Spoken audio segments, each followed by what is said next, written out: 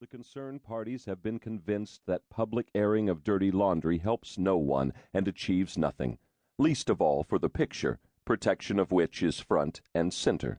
The principals, who may have been ripping out one another's aortas just weeks before, appear on television, smiling and tidied up, fielding softball questions lobbed by Allison Anchor, sounding like those robotic sports figures who mumble modestly, "I'm just taking it one game at a time," or, "My opponent, he's a real competitor."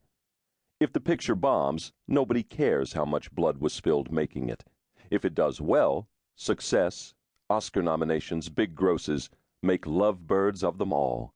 In both cases, the truth becomes a casualty of the calendar, old news, swept aside by the next big release. Miramax, and to a lesser extent Sundance, dominate this story, as they do the indie world. Many filmmakers in mid-career and staffers interviewed for this book were reluctant to speak the truth about either. The Sundance Film Festival in January is the most important event on the indie calendar. Filmmakers arrange their shooting schedules so that their films will be out of the lab in time to be seen by festival director Jeff Gilmore the preceding fall. There are other festivals, Telluride, Toronto et al., but Sundance is far and away the foremost showcase for indie films, the best place to see and be seen, to rub shoulders with Hollywood honchos and network with peers. Again, Tarantino speaking about submitting Reservoir Dogs. "I've never had anything in my life like that, the fever of are we going to get in, are we going to get in, are we going to get in, like every American independent filmmaker sweating and growing bald thinking about it." If you're turned down, it's back to the convenience store or social work school. Moreover, if you cross Sundance, you won't be able to take advantage of the labs or the tender loving care it offers. Even though Robert Redford's record as the jefe of the Institute has been checkered at best, he has rarely known bad press, especially after he was first able to wrap himself in the Sundance banner. Except once, in 1991, when yours truly wrote a critical article that was published in Premiere magazine. Even though I was able to interview him at that time, Redford, who has a long memory and holds on to grudges like a drowning man, refused to cooperate with this book, and more or less blocked my access to at least one key person who works for him. Then there's Miramax, run by the Weinstein brothers, Harvey and Bob. They have a reputation for brilliance, but also for malice and brutality.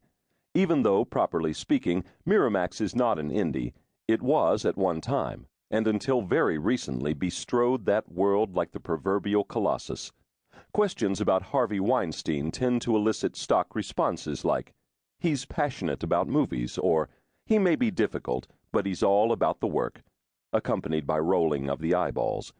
So while there are many, many attributed quotes in this book, there are unattributed ones as well. Weinstein likes to go on in the press about the unattributed quote, implying that it is the last refuge of the scoundrel, a dagger wielded under cover of night. And it's true that in a perfect world, sources would freely speak out, without fear of retribution. But unfortunately, we don't live in a perfect world. Each year, Miramax releases as many films as a couple of studios combined. By virtue of the volume of its output, it is by far the largest employer of above-the-line talent and below-the-line crew in New York City, and it has a significant presence in Los Angeles as well. Staffers are afraid that if they talk, they will lose their jobs and find themselves blackballed from future employment. Directors fear that if they put themselves on the Weinstein's bad side, they won't be handed that next hot Nicole Kidman film, or any film at all. Writers wonder if they'll be able to sell their latest script. Actors worry that they won't be hired for the coveted role in the upcoming Lasse Hallström picture. As director James Ivory puts it, "A lot of people are afraid to speak out. Directors, actors, and actresses, and other people who eventually might end up in his hands again, might want to make another movie with him even though they've had a bad experience. They're not going to talk." The Coen brothers, perhaps the quintessential indie team working today, recently produced a picture called Bad Santa, set up at Bob Weinstein's Miramax division, Dimension, starring Billy Bob Thornton, and directed by Terry Zwigoff, Crumb, Ghost World. After some ugly disputes, Bob took the film away from Zwigoff and had a different director reshoot the ending.